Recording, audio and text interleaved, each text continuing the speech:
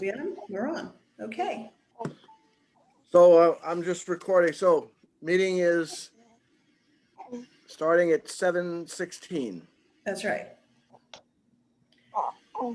Okay. As a preliminary matter, I am Gloria Rice, Chair of the Needham Historical Commission. Permit me to confirm that all members and persons anticipated on the agenda are present and can hear me. Members of the commission, Jeff Heller, Yes, I can hear you. Laura Dorfman, Yes, I can hear you. Don Lankowitz, Yes, I can hear you. Rick Hardy, Yes. Rose Doherty, Yes. and me, Gloria Grice. Dylan Attia said he will be a few minutes late. I can hear you, but I'm on mute. Okay, Dylan's here. Anticipated speakers on the agenda, please respond in the affirmative. Today, we have Dr. Dan Gudekanst, Superintendent of the Needham Public Schools. Dr. Gudekanst is joining us to discuss the renovation options at the Emery Grover building. Are you present, Dr. Gudekanst? I am. Thank you. Good evening.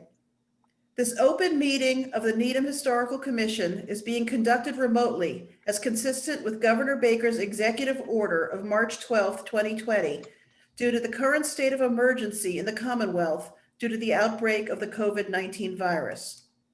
In order to mitigate the transmission of the COVID-19 virus, we have been advised and directed by the Commonwealth to suspend public gatherings. And as such, the governor's order suspends the requirement of the open meeting law to have all meetings in a publicly accessible physical location. Further, all members of public bodies are allowed and encouraged to participate remotely. The order allows public bodies to meet entirely remotely as long as reasonable public access is afforded so that the public can follow along with the deliberations of the meeting. Ensuring public access does not ensure public participation unless such participation is required by law. This meeting will not feature public comment. For this meeting on October 26th, 2020, the Needham Historical Commission is convening by Zoom app as posted on the town's website, identifying how the public may join.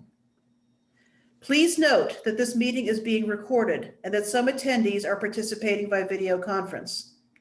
Accordingly, please be aware that other folks may be able to see you, and also take care not to screen share your computer. The recording of this meeting is a public document, and anything that you broadcast may be captured by the recording. All supporting materials that have been provided to members of this body are available on the town's website or will be in the minutes. The public is encouraged to follow along using the posted agenda unless the chair notes otherwise. We are now turning to the first item on the agenda. Before we do so, permit me to cover some ground rules for effective and clear conduct of our business and to ensure accurate meeting minutes. I will introduce each speaker on the agenda. After they conclude their remarks, the chair will go down the line of members, inviting each by name to provide any comment, question, or motion. Please hold until your name is called. Further, please remember to mute your phone or computer when you are not speaking. Please remember to speak clearly and in a way that helps generate accurate minutes. For any response, please wait until the chair yields the floor to you and state your name before speaking. Finally, each vote taken in this meeting will be conducted by roll call vote. So I would like to begin our agenda for this evening. The first item on the agenda, I would like to introduce Dr. Daniel Gudekanst, Superintendent of the Needham Public Schools. He is going to be talking to us about the renovation proposals for the Emery Grover building. And Dan, would you like me to screen share the proposal? Or are you? For right now, Gloria, maybe not. And maybe if there's some questions, but first of all, please, everyone call me Dan. I get anxious when someone calls me Dr. Gudekanst. Secondly, I really appreciate you taking some time out of your meeting. I know that you do have an agenda here, and I really intend just to speak to you for a few moments and see if you have any questions. But I want to thank Gloria in particular, because Gloria worked with me and several folks from the town as we discussed the status of the Emory Grover building. And I think maybe just stepping back a little bit, the reason I'm before you, I guess the headline is that I am here to seek ultimately your support for the school committee going to the CPC requesting possible funding for an historic renovation of the Emory Grover building. And I think you are an important and critical first stop along that journey, frankly, which will be a long journey. And honestly, the Emory Grover, the status of the Emory Grover, the disposition of that building, and the costs associated with it are going to compete with many worthwhile town and school projects. So it's a long road and a steep hill in front of us, but this is an important first stop on that journey. So I really appreciate your members' time in thinking about this. Gloria is right. You do have some documentation in front of you, and that is part of a comprehensive report that was done. Actually, at least the second, probably third report done on the disposition of the Emory Grover building over time. I know that when I started in Needham as superintendent 15 years ago, I was ushered that first night into the building by one of the staff members, and they very apologetically said, we're so glad that even though when you saw the condition of the building, you didn't get back in your car and turn around and not come for the interview. Well, for me, it's the people. It's not necessarily the building that kept me in Needham. I was fortunate to be hired, and I'm actually very fortunate to be your superintendent all these many years. And I have, it's been great to work in the Emory Grover building. And it's time. The Emory Grover building has, for many, many years, seen the end of its useful life. Its systems are completely, essentially failed. It is not a handicapped accessible building. It is plagued by leaks and drafts and broken pipes and holes in the roof and leaking oil tanks, and every once in a while a little critter who visits me late at night in my office. Nonetheless, it's a building where we get I think a lot of good work done for the town and for the community, and certainly for our students. And so we did have a town meeting in the last year or so to fund a final feasibility to look at the Emory Grover. And ultimately, after a lot of work that Gloria was very much involved in, we settled on a couple of things. One, we absolutely need space for school administration to do work, and there is no space in our schools. It's not planned, nor is there any available now. So it's not just a matter of abandoning the building. Secondly, we really felt, and I feel very strongly, that there is something very powerful and important about the school administration being in the downtown area. Being so close to town hall is critical because that's a frequent venue that I visit on a regular basis, as do other staff members. It's also more easily accessible to our staff from throughout the district. And I think it plays an important role in downtown Needham, both for a community focus. Children are registered in our building when they first come to Needham, and also for its historical role within the community. There's a reason that the building is on the National Register of Historic Places, and there's a reason that the CPC is set up really to help think about trying to take care of a building like EG, as we fondly refer to her. What our designer did in thinking about this project is he looked at not only the building itself on Highland Avenue, but we also looked at alternatives around the community. You know, it could just very well be that perhaps it's time for the Emory Grover building to come down, for the parcel to be sold, and for school administration, for example, to go to, let's say, Hillside. The cost of going to Hillside is about $28 million. So it's more than this proposal. And that's partly due to the complicating factor at Hillside with the environmental issues and challenges that are there, tearing down the existing building, et cetera. It also pulls us away from the town center, which is not impossible. We really can work anywhere. And of course, as we've learned in the last 7 months, that's generally is the case. However, Emery Grover still is an active place with many employees even throughout the pandemic. It's a hub for our transportation. It's a hub for school nutrition. It's a hub for central office administration, bookkeeping and accounting, technology. And so at some point, we do need a venue. We do need a place to gather and to work, even though some of our work, as we've all learned, can be done remotely. So with all of that, we work with our designer, we work with the Permanent Public Building Committee, and we came forward with a few proposals. The school committee has voted a proposal that is an historic renovation of the edifice of the building facing Highland Avenue, and then with an extension out the back. So pretty much an L-shaped building, if you will. That will do a couple of things in my view. First of all, it will provide appropriate space for school administration to conduct its business for the amazing schools and the community of Needham. Secondly, it will provide sufficient training space within the building where we have a significant lack of meeting space right now. It will continue to provide that focal point and central point for nutrition, for transportation services. So it will be good. It will be a wonderful, actually, school administration building in the center of town where things are happening.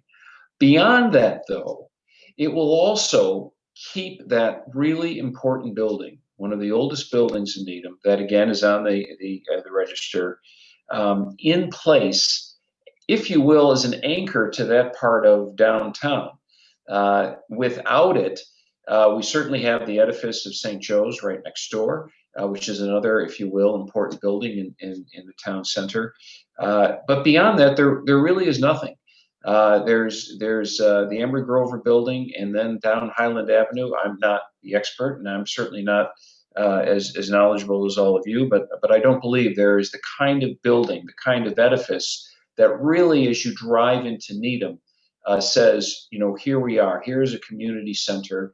Here is a building that has historical significance and is an important part of this community, an important part of the story of this community. And that's what the EG is.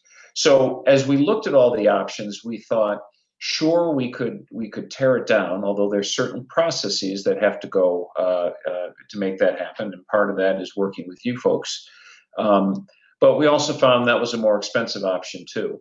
And at the end of the day, as we saw with the town hall project, if it's possible to preserve some of the history of the community and the culture and the community, that's important to do. And in this case, our designer and the school committee believes that's possible to do. And therefore, we are going to be looking for the community support, certainly your support, and CPC's support, possibly for funding, and ultimately town meeting support for funding of a project that will allow us to provide appropriate space for school administration, where we really right now struggle to make that be the case, and also preserve a community artifact and an integral part of Needham's history and culture and community. So, Madam Chair and members of the commission, that's really why I'm here this evening, to let you deliberate and debate and think. I'm not asking for you to take any action this evening, but perhaps to think about this. And ultimately, if you believe that it makes sense to preserve this part of Needham's history and community, then I would love for that formal support to be provided, if it's at all possible, and I respectfully ask for it. And then we would present that along with this more detailed analysis of the Emery Grover building to the CPC in anticipation of filing a request for funding sometime in December or January. And then from there, There's a long road to go, as you know, in any kind of a building project. We would have to secure funding through the capital plan. We will have to secure funding through town meeting. And again, there are many other things competing for funding. So I see this as the first step in many steps. But to me, the most important one was stopping by, talking to, and ultimately gaining support of the Needham Historical Commission. So with that, Madam Chair, I'll stop there and see if the commission members have any questions or comments. Thank you, Dan. We have had this, a copy of this proposal since it came out in June, so hopefully everyone has had a chance to go through it. It is a lot of pages, and most of those pages detail the progress of getting to the current three proposals. And if you have your copy and want to look at it, this is page 121 of the PDF, which is report page 113, is option 1, which was the tear down and rebuild. Option 2, which was to build an addition to the back, basically double the size of the building into a square. And option 3 is the proposal to build a perpendicular addition, so to create this L-shaped building. And I'm understanding from you, Dan, that the school committee's preferred option is option 3. That's correct. Okay. Has there been further discussion within the town or the PPPC about taking it any farther at this point? Or is this the point we still are at? We're still the school committee's vote was fairly recent, and as I said to them, that I think it was very important for me to at first, before anything, have a conversation with the historical commission. And then next stop would be a conversation with the CPC. Okay, thank you. I'm going to ask the commission for comments. I'm going to take you in order as I see you on my screen. So Jeff? Well, so I'm, as secretary, I just want to get things clear as how in the document, this is since we're not voting on anything. No. And you're just here as an update. Is that correct? Yes, I certainly would. I think it's important for me to at least update you, and then for you to consider, deliberate, and go about the business that you usually do. And ultimately, as I said, I am, on behalf of the school committee, seeking your support for us to go to the CPC for a possible historic renovation of the building to meet school administration needs. But for now, this is really an update, and then you give that due consideration in your deliberations over the next several weeks. I want to say that Gloria has kept us quite well informed of the process. So I feel very informed about all of the options before us and a lot of the feelings behind the discussions. So we have been very encouraged by hearing the reports of your positive support for EG. And we've been watching this process carefully. So we're very encouraged that the school committee is taking the option that does maintain some restoration of the historic qualities of the structure, and yet you get an opportunity to modernize and bring it up to date for usage as an administrative building. So we're in support of your option. Question I do have has it been the only vote that's happened is a school committee that has supporting this option 3? Has the PBBC weighed in on and who has the ultimate decision making on which option gets asked of by the CPC for funding? Well, the PPBC, which has been an incredible partner in all of this, as they always are, I think this community is pretty extraordinary and blessed to have that organization, more recently led by George Kent and now by Stuart. It's a committee that has engaged the architect, school committee folks and staff members. They've helped shepherd the process to the point, and ultimately they bring the various options to the school committee. So the school committee, after a thorough review, determined that this third option was the best one, and it would be the school committee that would request ultimately of town meeting through the town manager's office to support a project like this. Well, I support your recommendation for option 3. Well, thank you. Thank you, Jeff. Don, do you have any questions? I don't have any questions, but just a comment that we're so happy that your involvement with the Historical Commission. And as Jeff said, Gloria's been keeping us on top of this. So in support of the historical preservation of the core of the building. But I do have a question. What do you think, if anything, is lost by this option? That's a good question. Well, I'm hoping we lose a couple of the mice. Or tighter. Gives it character, Dan. Some of the drafts through the windows. You know, it's a great question. First, framing it that way. I'll answer it this way. What remains and what is gained, again, I keep thinking about when I drive down Highland Avenue, I come in from Shrewsbury every day, and I get off of 95 and I get on Highland Avenue. And, you know, initially, Muzzy being Muzzy, that's there.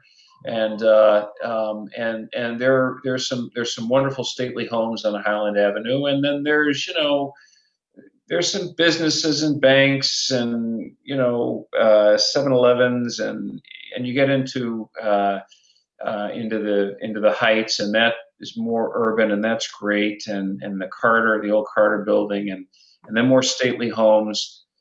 And then you see, really, for the first time, because you see what are essentially, I hate to say the strip mall kind of buildings on that side of Highland Avenue across from Emery Grover, but I'm just going to call it what it is. Mm-hmm. And then you see the Emery Grover building, and you say, I'm somewhere. And of course, it's right next to St. Joe's and across certainly from the funeral homes, but you feel like you've arrived somewhere. And so what I think remains is this really neat and unusual edifice with this not traditional dark red brick, but a sandy colored brick edifice. And so that remains. And I think that's an important piece for this community because it speaks to history, and it speaks to a neighborhood, and it speaks to a culture and the community. What will be lost really are just on the inside of the building, unfortunately, over time, if there had been inside spaces that were historical in nature or were valuable, I'm sure they would have been preserved. There are none anymore. Unlike Town Hall. Town Hall did have the upper rooms that were part of what is now the Powers Hall that had been chopped up and reconfigured. The Emery Grover building has been chopped up, but nothing preserved. The staircases, even on either side of the building, the architect said something could be done with those, but even those have been rebuilt over time. So there's really not much that remains. So I guess in sum, to answer your question, I like to think about what remains, which I think is that historical structure and that edifice on Highland Avenue. And what is lost really is what's gained is handicap accessibility, functioning windows and building systems, heat, water.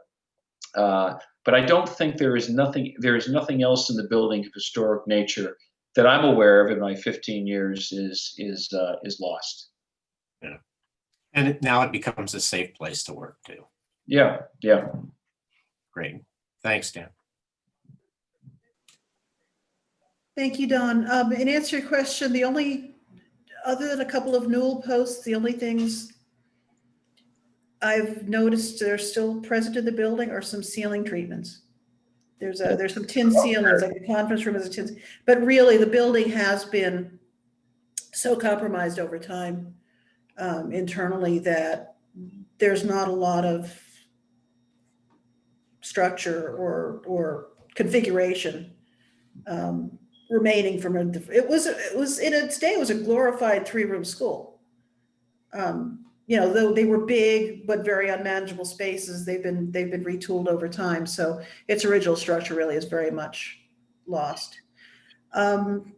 Rick, do you have any comments or questions? Yeah, I just having been on the commission for a number of years, this has been on our radar. The Emery Grover building has been on our radar for a number of years. It has been a priority, at least of past commissions, concerns over the preservation of the Emery Grover. It not only does it represent a significant piece of Needham's history, it also represents a significant piece of Needham's educational history in terms of being the first high school building. So, it was been a priority to ours and a concern to make sure that this building is preserved just for that reason. And I can't think of a better reason for the school administration to be resident in this building because of its educational history. And I think, as it turns out, both the move to a possible move to Hillside or the tear down and rebuilding are two of the more expensive options. The option 2 represents about $270,000 less than option 1, and that's not counting any contribution of any CPC funds. So it will be a win-win all around if we can get the administration in a modern facility, but also preserve the Emery Grover. So as it's turned out, it's moving in the right direction. Thank you, Rick. Thank you, Rick. Rose? Okay, I have a couple of things. First of all, I like the way you described coming into town, although you forgot the library. But I did. I'm sorry. You're right. Sorry about that, Rose. You're right. How could I do that? But having Emery Grover in the way that it looks in the illustrations, really next to the Welcome to Needham sign, it makes it real. I am very pleased with that. Also very pleased, I think I'm the only person in this group who actually went to classes in that building. And no, not with the original group, but there was a music class there. Anyhow, I do have one question for you, and that is, you mentioned after CPC, which would be December or January, you will then go to capital plans. And I do not pretend to be an accountant, but I know that capital plans need to be in place for quite a while. Is that not true? Or have you had things in place? Well, actually, it's a great question. We're in the process of developing our capital plan right now. It is due to the town manager, and we will be having a conversation with the town manager in anticipation of the new budget that will start, that May town meeting will consider. And so we will in anticipation of trying to move forward, because you have to plan, even if your plans are unsuccessful. We have included this as a possible capital project in the next couple of years. Okay, very good. So it would be going to town meeting for the first time in spring of 21, or? Well, that all depends on how the town manager's capital plan comes out. Yeah. That would certainly be something we'd want to have happen. I think there are a few steps in between now and then, and I'm fully aware. I'm quite sobered by the reality that our world has changed a little bit, and financing has changed, and budgets are going to change. So we're kind of up against a steep hill here, but I think it's worthwhile to keep keep at it, even if we were unsuccessful this May, to keep at it and move forward, because, well, first of all, something has to be done to the building. We can't. I will admit to you that we're in the building now. There are parts of it that are at times unsafe. Windows have fallen out from upper floors. There leaks. The heat's not working. Electrical's not always working. It is not handicap accessible. I've carried people into the building. We can go a bit longer, but quite frankly, if funding is not successful for this in the next year or two, I'm going to suggest that to the school committee that we abandon the building and look for leased space, because it just really is not sustainable in the condition it's in. An excellent presentation. That is the way to present things. It absolutely has to be done. There is one thing that you mentioned earlier that made me think, oh boy, leaking oil tanks. So there is in the back. We believe that most of it has been mitigated. When we had we have problems with our heating system all the time. Well, it's not really a heating system. I shouldn't call it that. With our heat, we did have to do some work, and we discovered that there was an oil tank that was unknown, that was underneath the driveway, that was leaking a bit toward the condominiums and toward Highland Avenue. A lot of that has been mitigated. But included in these costs are the reality that there may be more cleanup that has to be done. That's true whether it's a renovation, a tear down, or the property is sold to someone else. That will have to be remediated, and those costs are anticipated. Okay, thank you very much. Thank you, Rose. Thank you, Rose. Laura? Hi. I'm on the CPC, so I've kind of heard a little bit about this from both groups. Where during the construction, where would the staff be housed? I'm not sure I understand that part. So what we would do is, if this moves forward according to the schedule, we will house ourselves temporarily at Hillside. The police should be gone by then. The police are there now, police and fire. And then we would just, we would make do with our spot at Hillside and the classrooms there, the gymnasium, the various offices. And as far as we know, unless Hillside is used for any swing space for a school project, which is unlikely, when it's done for school administration, we would likely, then the town would likely tear down Hillside, and that space then would become under the jurisdiction of the select board, and likely become parkland or recreational facilities or venue of some kind. Thank you. Okay, Dylan, any questions?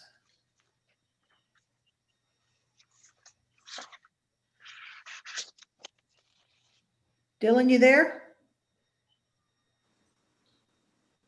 Perhaps not. All right, then we'll, I've been through this process for, it's, as Dan said, it's been a journey. Very happy that we got to this place where we're really looking at options, our various options to renovate as opposed to our options to tear down or move. As I think I probably said to all you guys when we started this process, don't count on this building and we'll probably be in Greens Field in a couple of years. I was wrong, gladly. And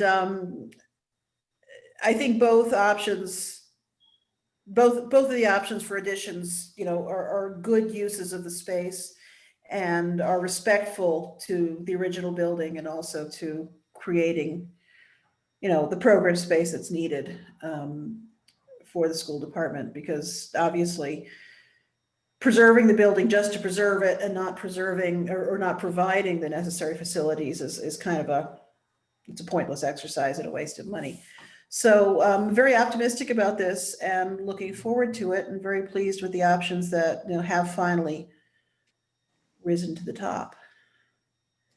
Dylan, are you there? Oh, Dylan has a young child, so I think he's putting someone to bed. I guess if we have no further questions, as mentioned, this is an informational meeting. We're not called upon to make a recommendation or decision right now. That time will come in the future. But this way we have some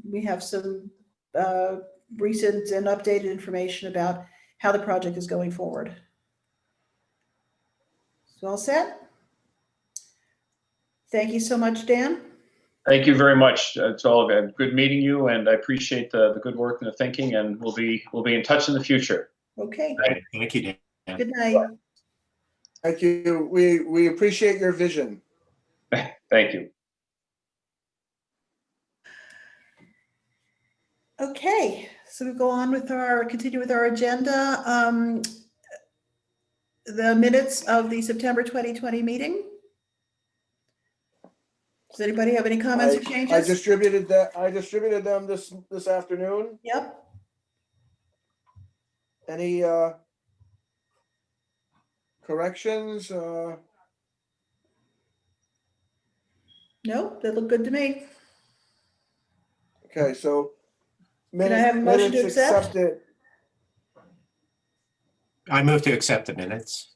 Second? I think that's Rose. Okay, I'll second.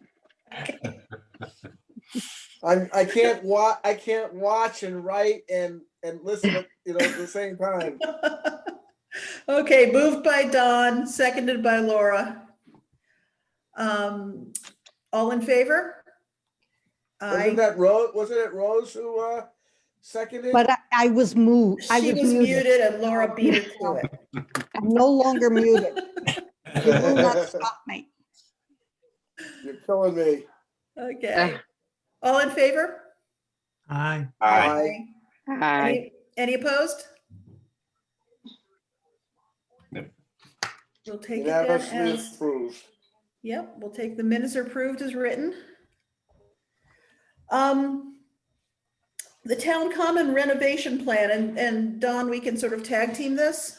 Okay. Do you want me to put this up on the screen, or do you have your copies with you? I have it. You have it? I'm sorry? I do. Okay.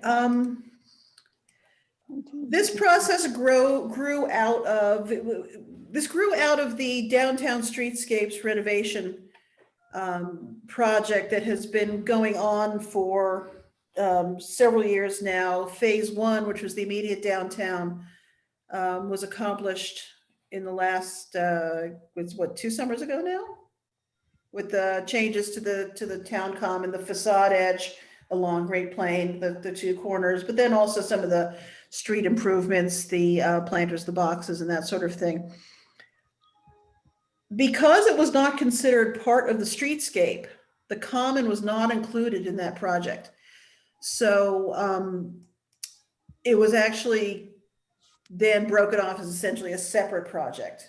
And the same committee, for the most part, with some additional members, has been going through this. We met several times in the spring and summer to look at the common, the history of the common, how the common is used, and how best to, or whether to make any significant changes, and if so, how best to do that to reflect the usage of the common, and also its extremely important position right in the center of town. Town Hall is the most visible and iconic building in the community, and Town Common itself has been getting fairly worn out in a lot of ways. The pavements need to be redone frequently at this point. They're no longer sound. Nobody's really figured out what to do with the circle in the middle. The approaches to Town Hall were not We're not that visible. So, so the committee was looking at possible options and they hired Beta Group to make some proposals. The proposal that has come up, that came up as the preferred one in the committee was, it's 8 o'clock, was the oval, what we call the oval plan. They did look at redoing the five-part pathway as it currently exists, reverting to its original configuration, which was a three-part pathway, and then this oval and a couple of other possibilities.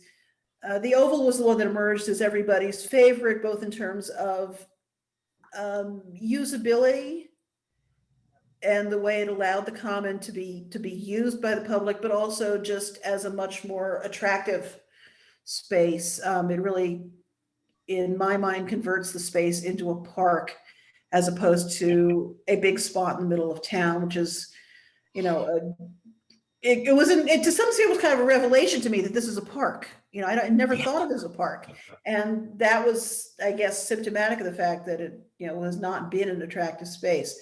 So the proposal I gave you is the concept plan for the oval configuration, the one that the committee wants to go forward with.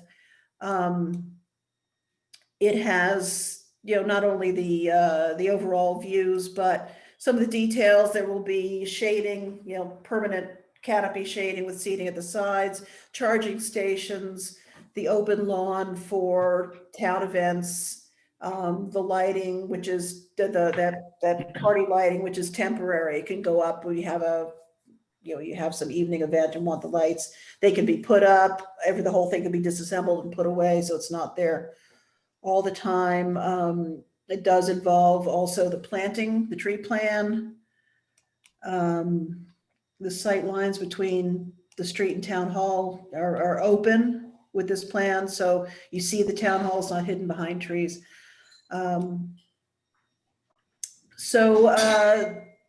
The engineer, Beta Group, will be coming to the Historical Commission probably as part of a joint committee meeting later on in the year. They need to speak to the Board of Selectmen. They need to speak to the Historical Commission. They need to speak to Park and Rec, I believe. There are a couple of meetings that they have to have. Because these are remote, we'll probably do it as a joint committee meeting. So they will be making their formal pitch. They will be coming before us with a formal pitch. But because we had this information, Don and I have been on this committee, you know, through the spring and summer. We wanted to bring you the information, let you have a look at it, and see at this point if there were any comments or questions. And if you'd like, I could put this up on the screen. Yeah, Gloria, the only other thing I would add too is that, whoops, am I on here? Yeah. The taking into account how the use of the common has somewhat changed during the pandemic. It's getting a lot of more use. We talked about various tent spaces, shade spaces, places where picnic tables could be positioned. And part of that discussion also took place about or included the need to have a rather sturdy turf so that because if you've been over there recently, you can see it's been quite worn, particularly where people have been moving the picnic tables. So those things get torn up quite a bit. But I think the plan really looks at something that can be either extremely wide open or can serve various purposes for dining, for various markets. In the course of the construction of this, which would involve basically stripping the common with the exception of the blue tree and one other tree, I think, or I think it's basically they're saving the blue tree certainly. There's blue tree. Yeah, and then during that time, the farmer's market would be on the other side of town hall, on the back side. Yeah, and this was there a timeline for this, Don? Do you remember? It's pretty far out as far as I understand. The last year I sort of heard in discussion was 2023. Yeah. And there are, in addition, 2 more phases of the downtown plan. One to renovate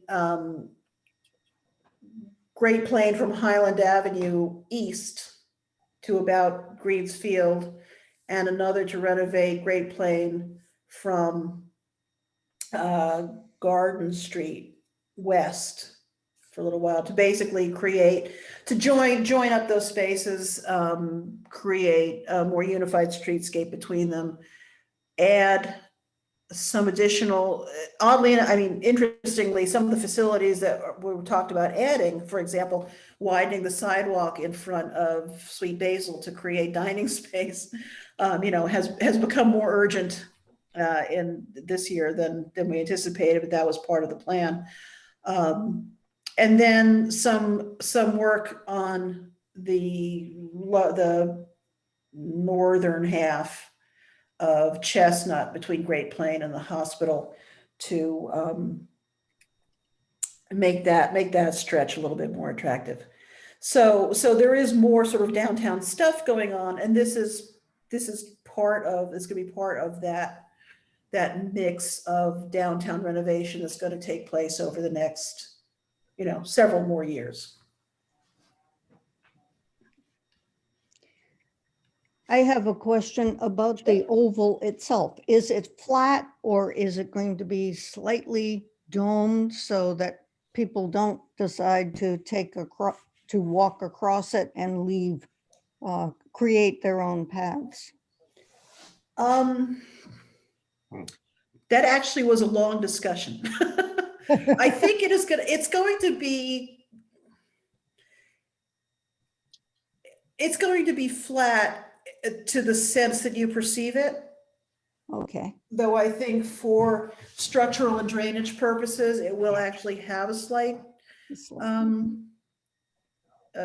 curve, but no, it won't be. And part of, people are going to walk across it.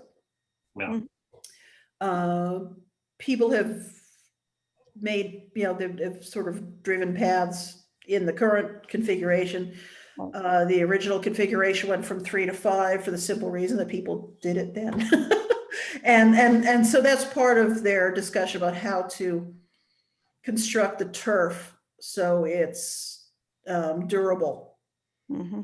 Because using the center, you see in the renderings, they have the Adirondack chairs there, which, terrified Ed Olson because they're very, they're very destructive to the turf. But there will be the opportunity to put seating out there, or people to lay out a blanket or use the lawn. The lawn is there to be used. It's going to be a very, judging from the renderings, it's going to be a very inviting lawn. And, as long as people don't drive spikes and things into it, it's going to be entirely reconstructed. The dirt can be engineered. Who knew? They're going to engineer the soil so that it creates a better drainage, a more resilient surface, and therefore more durable and resilient grass cover. So it will be a usable surface and hopefully resist that kind of destruction, though there will be times, if they do put up tents, as they did this year, if there's the need to do that, there's going to be damage and it'll have to be fixed. They actually did briefly consider the possibility of AstroTurf, and thankfully that possibility went away fairly quickly. Good. Yeah. Any other questions? I have a question. Yeah.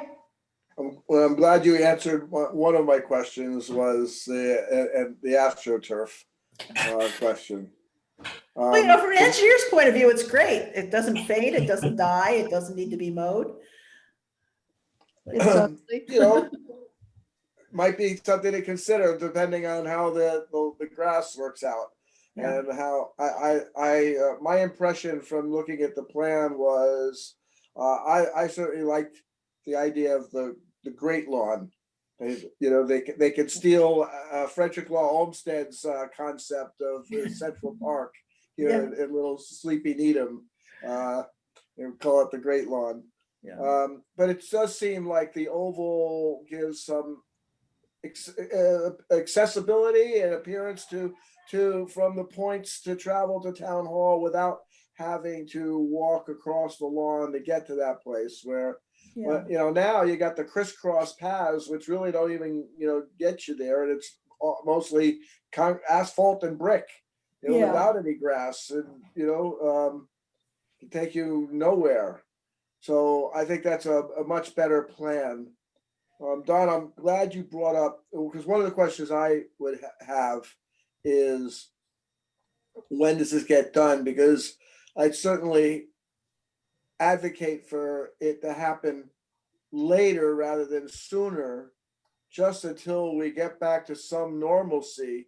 Because I think, we're probably going to be a year or two of needing all those picnic tables for restaurants and tents, and to make that a construction site at a time when the town really needs alternative eating places. That would be a shame and a hardship. We need to try and support our restaurants and places of business at these challenging times. I certainly think a Great Lawn, could it be available for meeting needs if at certain times with tents or things, but might not be the right thing for the current kind of usage that gets a kind of traffic from Yeah. multiple restaurants when they have to be half closed and the like. So I hope that's sort of taken in consideration of this temporary place that we are now. Yeah, and if you look at page 5 of the proposal, you can see the tents, set up with the tents, and that's basically the same amount of tent space that is currently on Town Hall. They tried to mimic what's currently there. But then if you look at, sort of other parts of the proposal, the sides of the ovals as well provide, there's a surprising amount of seating and little nooks and places like that. So yeah, and I think, that did inform the design going forward, is that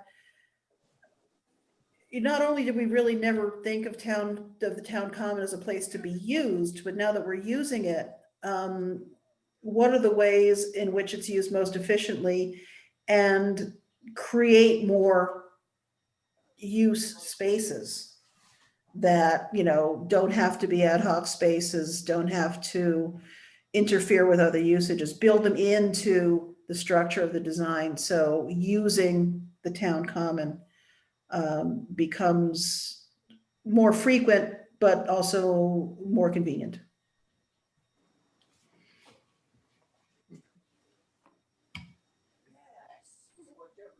Okay, does anybody else have anything? Okay, then as I said, that will come up again. We will be getting a formal presentation.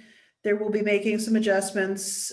There will be time for further comments with the designers and engineers, and also a time for voting on the plan. Okay, CPC funding update. Laura, you have good news for us? I do. At the town meeting, both of the church requests were approved. $90,200 for the First Baptist Church for the front porch preservation and restoration. What And was that figure again? 90? 90,200. And then that was Article 11. And then Article 12 was the First Parish Church for the steeple preservation. And that was $50,000. So those two will go forward.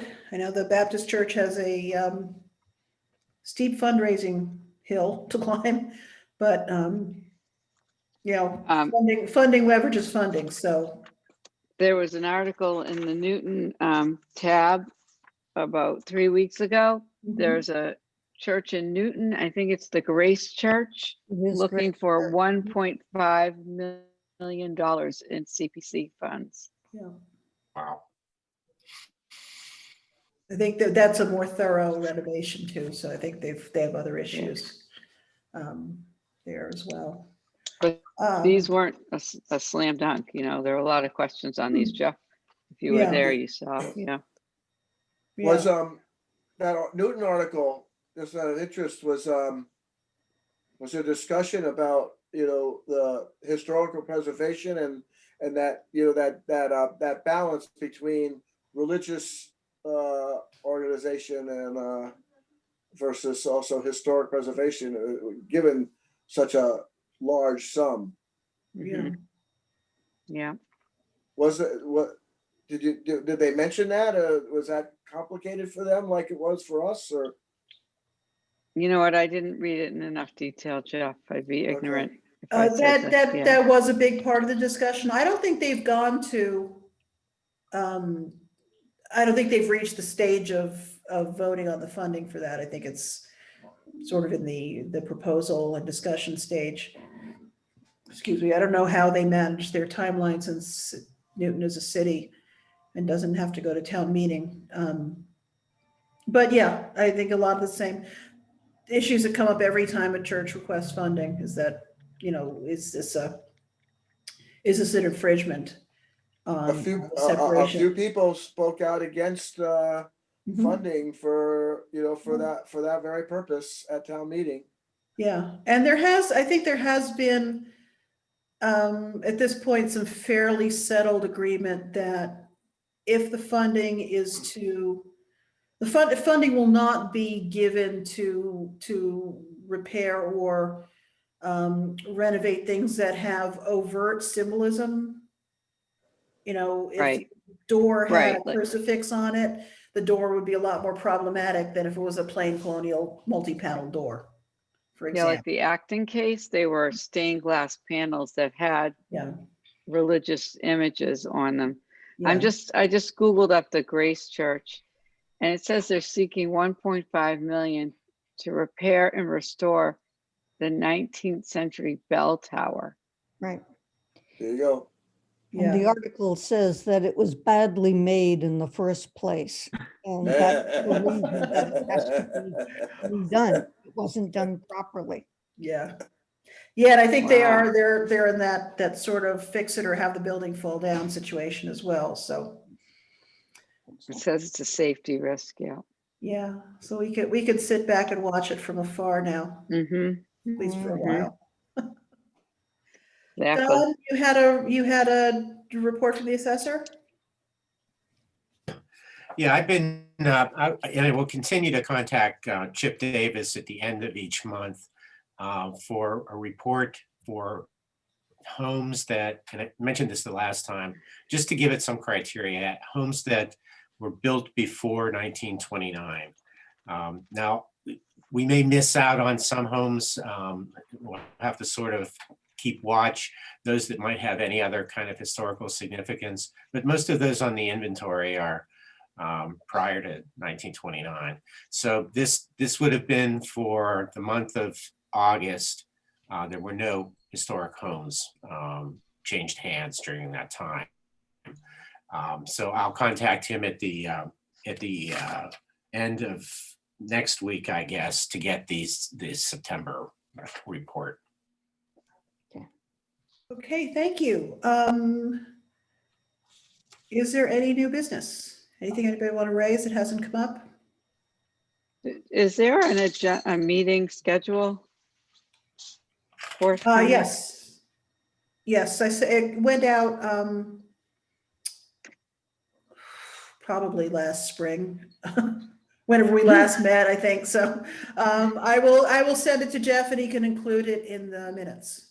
That would of be this meeting. great. We'll have Thank Yeah. but our you. next meeting is November 16th. Okay.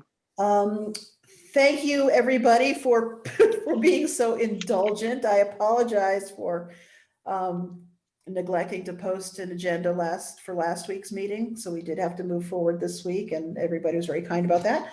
It is now on my calendar for the Monday before the meeting, so I make sure it gets done in time. But that one just got right by me. If there is no further business, is there a motion to adjourn? I'm Sandy, sorry? I just wanted to again apologize for my, Oh, yes, okay. no problem. And thank you for being flexible and moving the meeting for us. Oh, no worry. Is Sandy still here? I am. Yes, she's stuck with us until we I'm in the till we background. leave. I just do my own thing. I listen. Hey, Sandy, I got to chair a meeting on Thursday, so can I talk to you about that at some point? Not to bore all these people. Yes, you should call me tomorrow because tomorrow would be the latest you could post it. It's already posted. Oh, okay, sure. Give me a call. I just need to I figure out how do I host. Okay, no worries. Give me a call. Will do. Thanks. Okay, if there is no further business, I will take a motion to adjourn. I move to adjourn.